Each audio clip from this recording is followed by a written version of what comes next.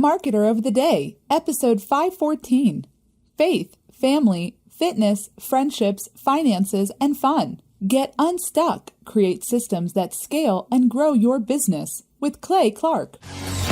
Hey everyone, we're so glad that you tuned in. We're talking right now with Clay Clark, and Clay is the former United States Small Business Administration Entrepreneur of the Year for the state of Oklahoma, and he's the founder of 5 multi-million-dollar companies: Make Your Life Epic.com, EpicPhotos.com, DJConnection.com, EITRLounge.com, and PartyProRents.com. And Clay is the founder of the Thrive Time Show Business Coach Program. You can find that at ThriveTimeShow.com. And he's the co-host of the daily, we're talking every single day, 2-hour Thrive Time Business Coach radio show and podcast. So, and it sounds like Clay also has a really successful event happening. So Clay, glad to be talking to you. Can't wait to unpack some fun stuff.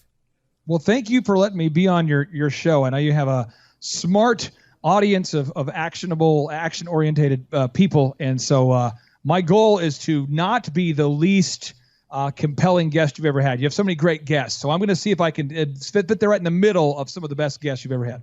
All right, setting some of those reasonable goals. Well, cool. So what's on your mind lately? What's the cutting edge stuff in your world? What I do is I help brands that are stuck to grow. And according to the Small Business Administration, 8 out of 10 businesses that are started in our country unfortunately fail. And the average American, according to the Federal Reserve, has less than $400 saved. And so when I meet people, usually they're headed in the wrong direction, and they don't know because it feels normal. And so I help people discover that you have to be eccentric to be successful. You have to do things the opposite way that everybody else is doing. You have to almost pet the proverbial cat backwards to be successful. And so one of the brands I'm working with right now called Tip Top Canine, they're a dog training company out of Tulsa, Oklahoma. They just opened up 2 locations in Idaho this week and another one in Oklahoma. And so they're having just phenomenal growth. And then a startup I worked with called FullPackageMedia.com. I just was talking to those guys this morning, and they went from a startup to bringing in almost $20,000 a week of gross revenue on a 40% margin, flying real estate and drone photography. So we've been off to a great start this week.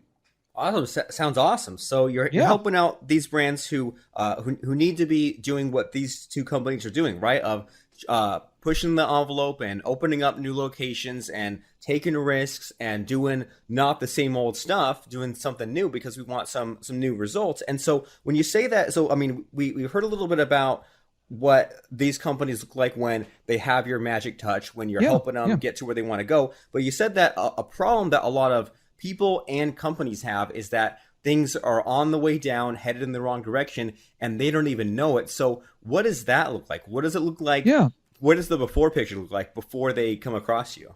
Well, I have 7 steps that I walk everybody through, and your listeners can be walked through this right now for free.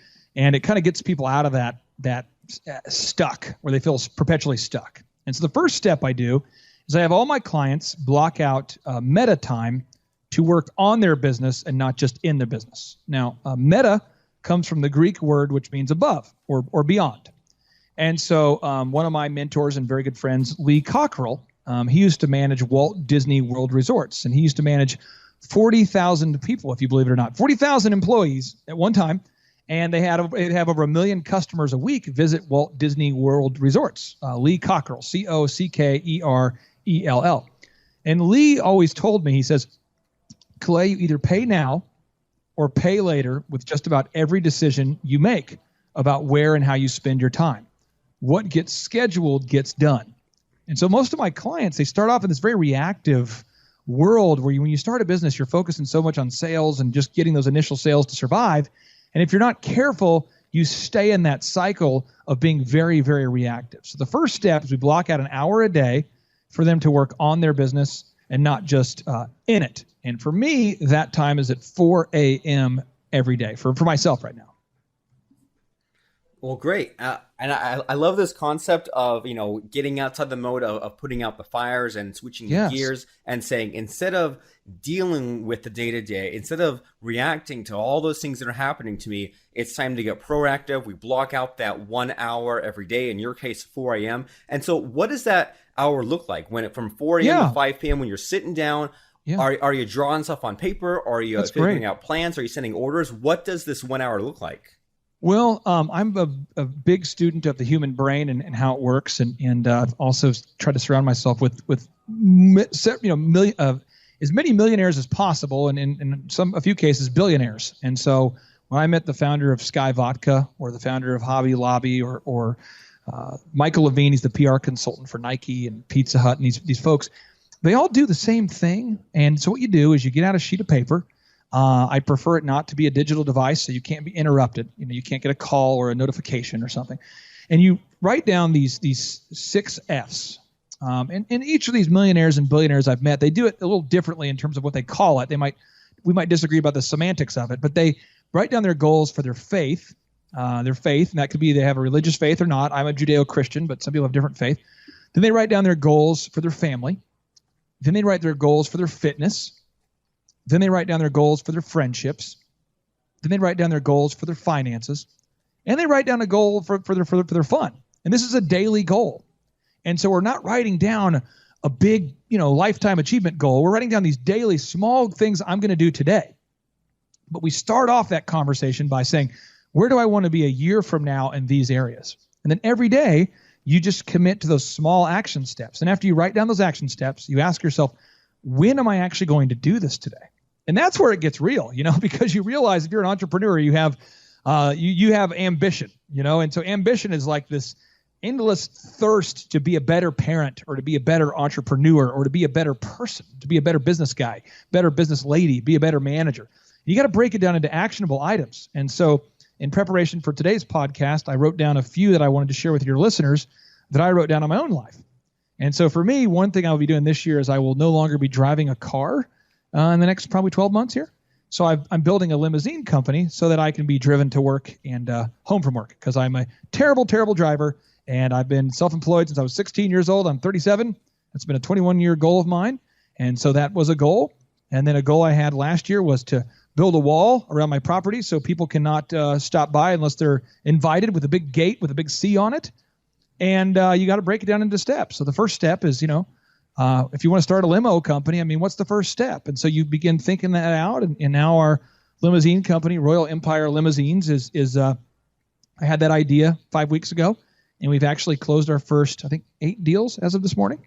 And so it's just a process. But you want to just take a time out, take a deep breath, think about your life as you want it to be versus where it is. And I've done the same process since I worked at Target and Applebee's and DirecTV. When I had 3 jobs at the same time to start my company, I still took out meta time. And it's not because I'm a genius, but it's because some very influential mentors in my life early on told me that's how you do it. Well, I love this concept that, number one, you're setting aside that time in the morning to focus on what is important, even though it might seem like, from the outside or from someone who's not doing this, it seems like it might be somewhat of a waste of time. But if you look at everyone who's unsuccessful doesn't do this simple thing. Everyone who is successful takes the time to unplug and relax and not be in a rush for just this hour, and to figure out what's that small, tiny thing I'm going to do that day to push everything forward. So, but when you reframe it that way, it's a no-brainer. And, I was going to tell you, I didn't have, this seems stupid, but I used to work at Target, and I also worked at Applebee's, and I worked at DirecTV, and you have to wear a different polo shirt. At Target, you wear the red polo shirt. At Applebee's, you wear the green one, and DirecTV, it's a blue one. And I didn't have time, because my wife and I shared a car, to go back to my apartment to switch shirts. So I remember one morning in my meta time, I thought, if I bring all 3 shirts and hang them in my car, in my Ford Escort, I could change shirts in the parking lot, thus saving me 1 hour. Just those kind of things, just organizing your day. It's so powerful.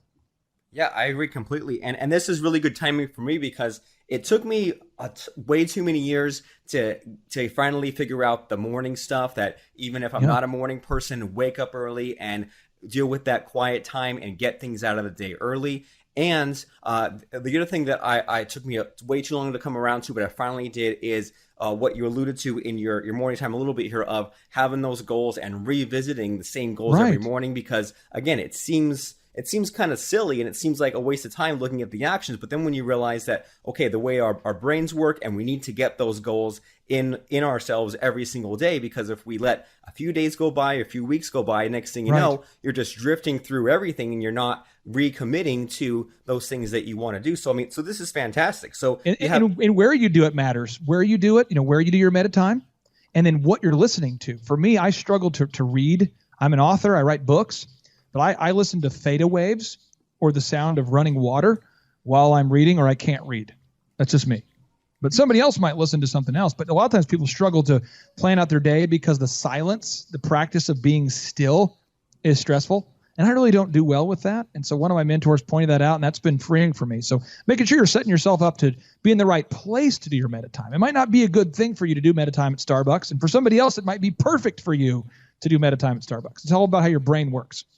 I love it. So not only is it important to do this, but also do it and figure out your environment and try different things so that way you can figure out what works best for you. I love it. So you said that there are 7 steps here to getting unstuck. And number 1 is to block out that meta time. What's the next step? Well, the step number 2 is you want to block out alpha time. Now, alpha is like the warrior mindset, the get it done mindset, the simplify, do or die, execute your plan. So you got to block out time. And so today, working on this limo company, it's called Royal Empire Limos, if anybody wants to look at it. We don't have the website up yet. The website will launch in like 2 days or 3 days. But another thing in my meta time today is I thought about, gosh, I really want to recruit a super high-powered, awesome voiceover guy, because we have a massive marketing company. And I want, the kind of voices they use for the movies, like a new Superman movie or the Star Wars trailer, or, the movie previews, that epic voice that does like Optimus Prime and that kind of thing. Oh, yeah, the in a world type of stuff. Yeah, and I've been looking for that guy for a while because I'm always looking to improve my team, and we have hundreds of people that work with me. But we need that. I'd love to have an extra voice guy because I have one nice voice guy, but I'm looking for the unicorn voice guy. And so today in my meta time, I revisited that goal as I do every single day, just thinking about it, trying to find that guy.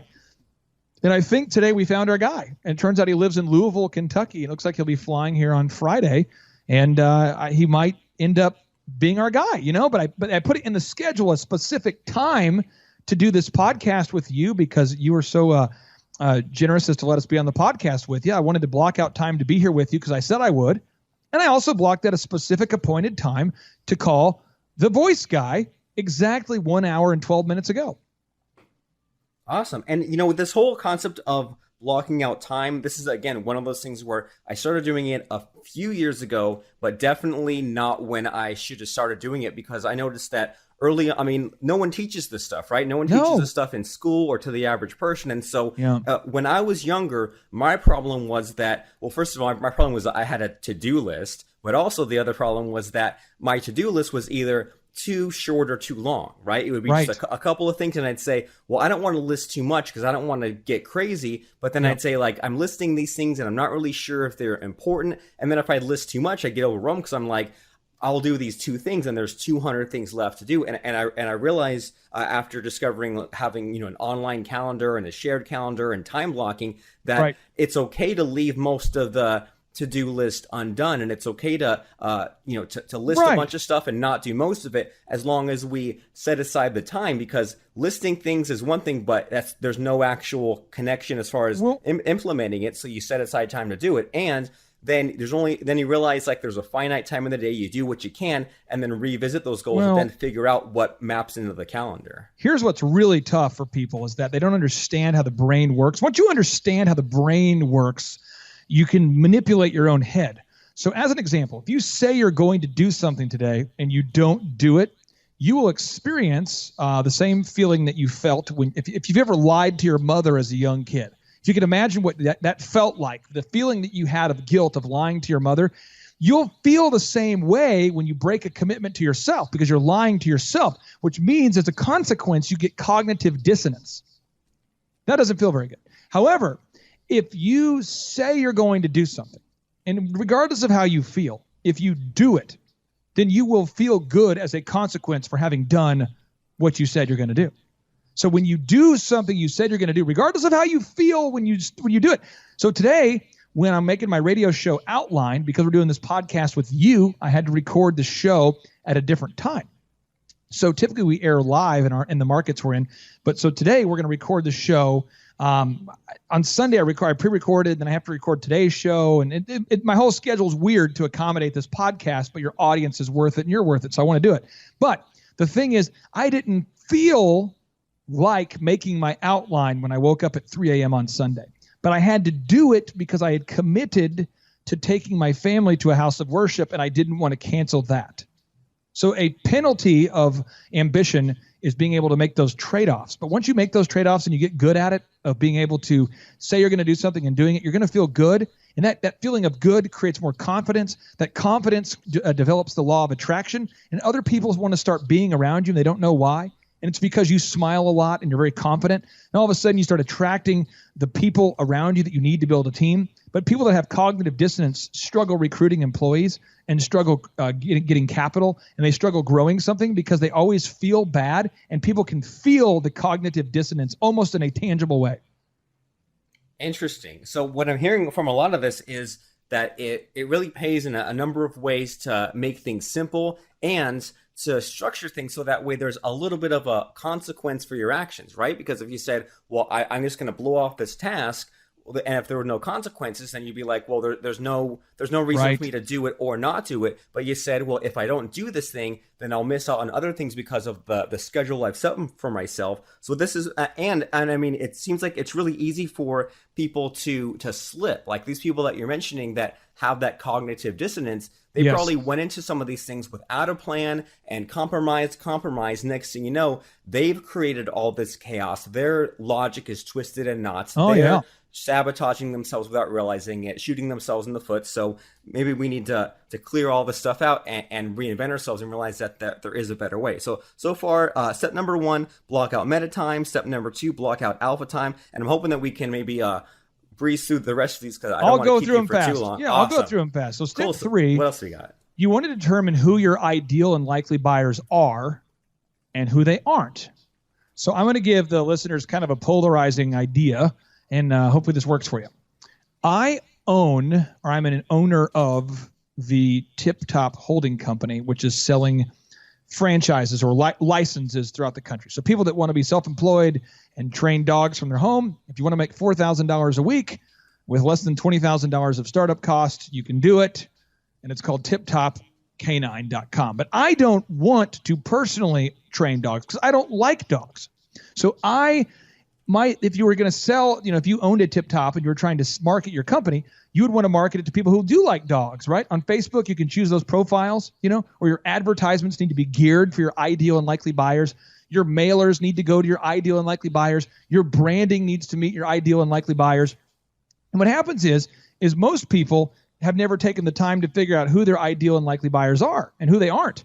So if you tried to market to me, I would not only say no, but I don't have an interest in dogs. I like chickens and turkeys, So again, you have to know who your ideal and likely buyers are. And I see most business owners have never thought about that. And that affects all your decisions. Step 4, your branding needs to be world-class. Michael Levine, my mentor, told me, and I wrote it down for you. He says, if you give someone a present and you give them in a Tiffany box. Now, this is the PR consultant for Nike, for Michael Jackson, for Prince, for the Bushes, for the Clintons, for Pizza Hut. He says, if you give someone a present and you give it to them in a Tiffany box, it's likely that they'll believe the gift has a higher perceived value than if you gave it to them in no box or a box of less prestige. That's not because the receiver of the gift is a fool, but instead because we live in a culture in which we gift wrap everything. Our politicians, our corporate heads, our movie and TV stars, and even our toilet paper. Public relations is like gift wrapping. And I see a lot of businesses out there that have a great business, but their branding's not very good. They have a great product, but their website looks awful. Their logo looks terrible. Their print pieces look like somebody they know, who's trying to help out made it, but it doesn't look professional. And so I would recommend every business owner does a self-audit, and you ask yourself, how good on a scale of 1 to 10 is my branding? And I've just seen it over and over. And fullpackagemedia.com is a client that you could look at that we've done a lot of work with, where they just, if you have bad looking marketing, no one wants to do business with you. That's it scares people, And so we've worked with them to develop their brand, and they're actually doing great, or the Tip Top Canine people or phonedoctors.com. They have 11 locations now, and you can see that. But the branding's got to be world class. And then step 5, you've got to create what we call a 3-legged marketing stool. And to quote the great Seth Godin, the author, he says, marketing is a contest for people's attention. And my partner, Michael Levine, points out that Fortune 500 companies spend 11% of their gross revenue on advertising, whereas the average small business owner only spends 4%. Think about that for a second. 11% versus 4%. And the reason why we preach creating a 3-legged marketing stool and having 3 ways you market and not 10,000 ways to market is because you want to make sure you do it. You don't want to cause cognitive dissonance by having all these plans that you don't execute. You want to actually just execute. Whatever you're going to actually execute is all you want to do. You don't want to have a plan that's not executable. And so a good example of that is if your listeners will do a Google search for carpet cleaning quotes. One of the brands I work with, OxyFresh, as of the time of this recording, we have 125,724 Google reviews. And do you know how we got those Google reviews? I want to know. All we do is ask every single customer every single time, how likely are you to recommend us to a friend or family on a scale of 1 to 10? And if they give us less than a 10, then we ask them how we can improve. And if they give us a 10, then we ask them if they'd write an objective review for us. But we do it every day for years. You know what I mean? So we're top in the world for the phrase carpet cleaning quotes. We have, 500 different locations out there. And it's not because I'm a genius. It's just because we ask every single day. And so our marketing stool, leg number 1, is Google reviews. Our second is we do Facebook targeted ads where we never, ever turn them off, and they're targeted at our ideal and likely buyers. And the third is we do retargeting ads that follow you around the internet. And that's how a multi-million-dollar company is built, with just 3 forms of marketing. You really don't want to have 4,000 ways. And step 6, for sake of time, you want to create a sales conversion workflow, which means you have to create a pre-written autoresponder email. If people inquire to you, you want to have a pre-written response that lets them know that you are actually paying attention. Especially if you're a small business owner, you might be, out training a dog when someone fills out the form, and you want to make sure they get a prompt response. Second is you want to have an autoresponder text, because so many people like you're busy, you're doing a podcast, you have a massive audience, you're growing, and you're not trying to be a difficult person, but you're currently doing a podcast, so you're probably not going to respond to them immediately, so having a pre-written text helps. And then having a sales script so that you're scalable, so that you can actually create a business that scales. In my first business, djconnection.com, before I sold it, we were doing over 80 wedding receptions every weekend. And it's not because I'm a great DJ, it's because I built systems that scale. And then step number 7, once you have your branding together and your sales scripts ready to go, and you've got your meta time ready to go, you want to try to get 1,000 rejections every month. So you want to market. So because you really, according to the Ultimate Sales Machine, written by Chet Holmes and other books, really only about 3% of your ideal and likely buyers are ready to buy right now. So you don't want to take it personal. You just want to start getting about 1,000 rejections as soon as possible. Try to get 1,000 rejections a month. And so Zig Ziglar, the best-selling author, he said, authors by the hundreds can tell you stories by the thousands of those rejection slips before they found a publisher who was willing to gamble on them. And I just wrote down a couple examples, but djconnection.com, my company, before I sold it, we were the DJ or the entertainment of choice for Boeing and UPS and Pepsi and Warren Caterpillar and Quick Trip. And we landed all those accounts by cold calling. And then my good friend Ryan Tedder, the Grammy-winning recording artist for he writes songs for Adele and Beyonce, and we were friends in college. He's gone on to be a Grammy-winning artist who's writing now for Taylor Swift and all these big people, U2. He actually got his start by cold calling the back of CDs, the customer service line, and he cold called and ended up scoring an internship at DreamWorks in Nashville. And all your listeners can watch the actual interview. If you just go to YouTube and type in Ryan Tedder Today Show, you can see the interview on the Today Show. And at the 3-minute to the 4-minute mark, you can watch where he explains how he landed his internship. And I'm going to tell you what, because I went to college with him at the time, the guy got thousands of rejections. So you want to actually want rejections. You want to try to get as many no's as possible. You want to be obsessed with no's like your career is rhinoplasty. get as many no's as possible and at least 1,000 a month. Amazing. Well, there's a lot they're unpacking there, and we definitely don't have time to unpack all of it, but sure. I just want to recap a little bit here. So those 7 steps to getting unstuck is, number 1, block out that meta time. That way you know what it is you're going to be doing. Number 2, block out the alpha time. That way you get things done. Correct. Step 3, know who your ideal and likely buyers are and aren't. Number 4, have world-class branding, have good packaging for all that. And number 5, use that 3-legged marketing stool. So don't have 1,000 or 10,000 different things. Just focus on the 3 marketing channels to get people to you. Number 6, have that sales conversion workflow. So we'll have that pre-written autoresponder, have a sales script, do things that can scale. And then number 7, get your 1,000 rejections a month, because what is the point in making a business or making this beautiful system if you don't go out there and do the legwork and get in front of people? So get those 1,000 rejections a month. So, I mean, a lot of stuff for us to bite off and chew here. And so as we're winding down here, though, I want to know, like, are there, with all this stuff that we listed, all the stuff that we talked about, you're super successful. There are people that you help be successful. And then there's a huge just world out there of people who aren't successful. So would you say, is there something special? Is there like one thing that you could pinpoint that makes you successful where maybe other people aren't? Yeah. Well, I wrote a book, which all your listeners can have for free, a free ebook they can download at thrivetimeshow.com. And every client that I've worked with, I mean, I've worked with literally thousands of clients over the years since selling my DJ company. All of the clients that will implement the proven system have been successful. I mean, and I'm landscapers, dentists, doctors, lawyers. I don't have an example of somebody who's failed.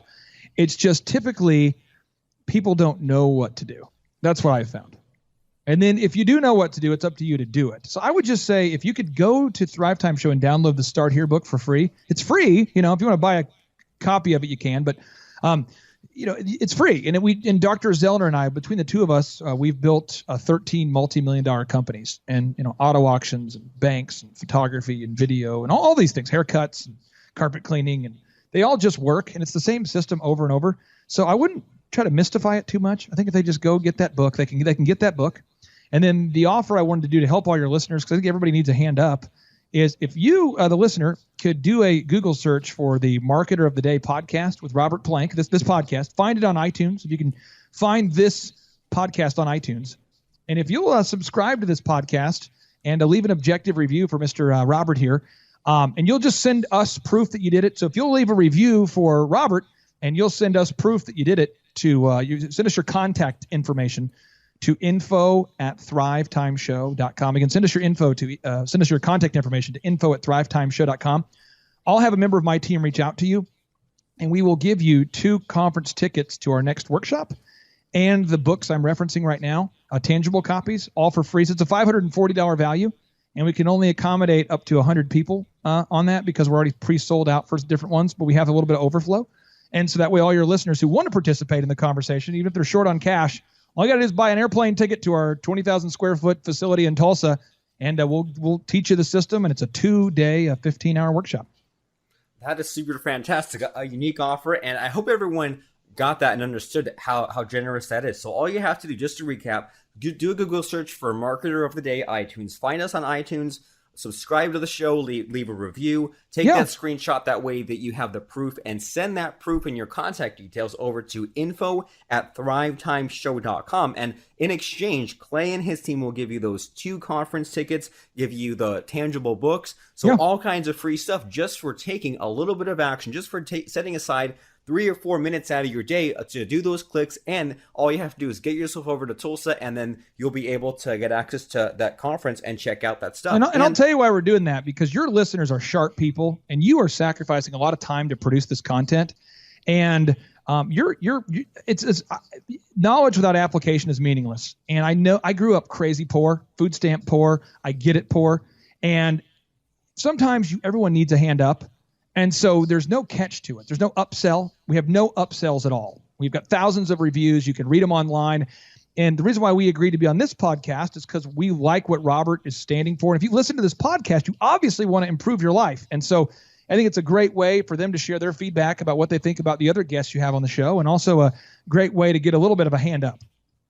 Fantastic. And I think that we can all relate, Clay, to listening to podcast shows sometimes and being too passive about it and not taking action and not visiting the links, not doing the things that are told of us. So those of you out there listening, this is the time now where you can break the mold and do those things where, as before, you might listen to other shows or other podcast episodes. You might not have taken action. Make this the episode where you take some action, you leave that review, send it to Clay, and get those results back. And make sure that you also visit thrivetimeshow.com. And do you have any other links to drop here, Clay, or is thrivetimeshow.com just the place to go?